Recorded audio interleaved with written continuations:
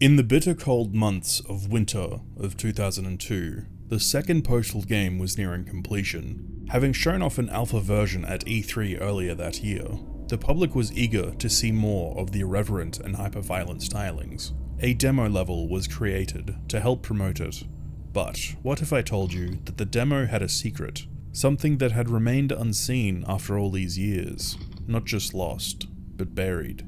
Purposefully hidden in hopes that it would be forever forgotten.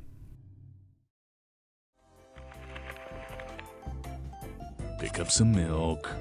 Now where is that? Here it is.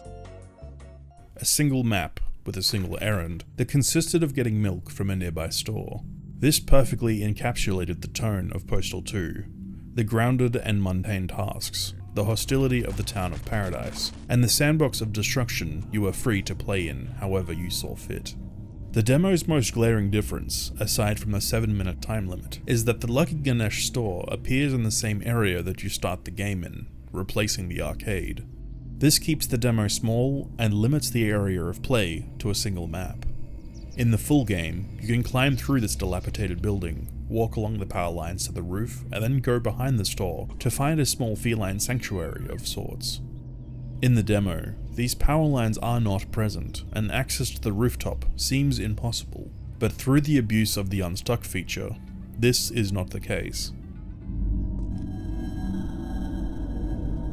Additionally, the area behind the building is empty.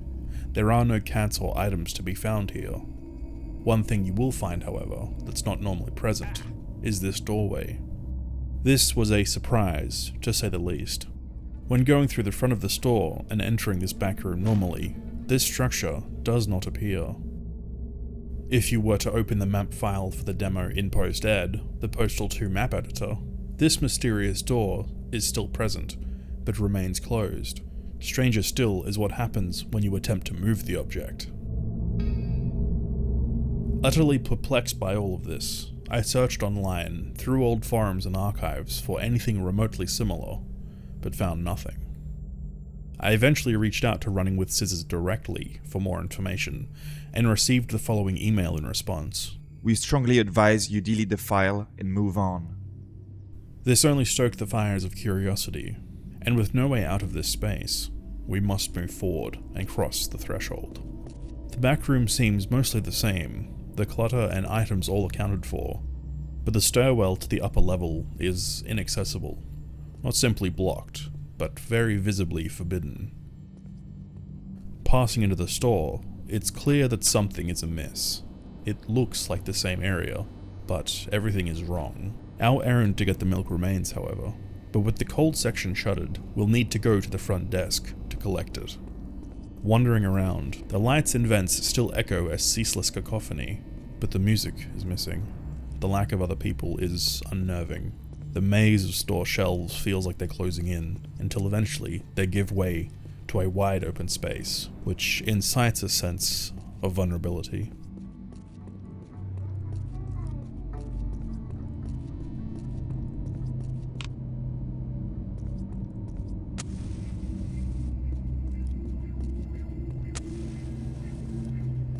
But there's the milk.